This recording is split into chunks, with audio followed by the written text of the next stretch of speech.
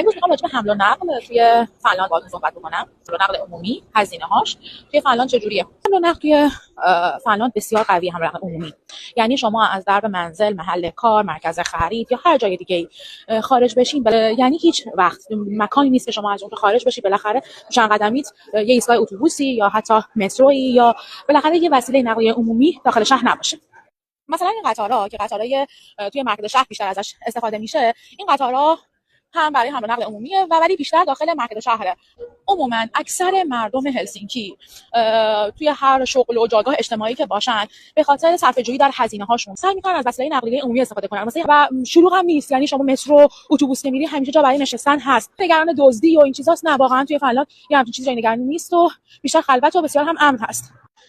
داخل شهر هلسینکی یک اپی وجود داره به اسم HSL که حالا خودشون کلمات خودشون میگن هواسل. توی هواسل شما مبدا و مقصد رو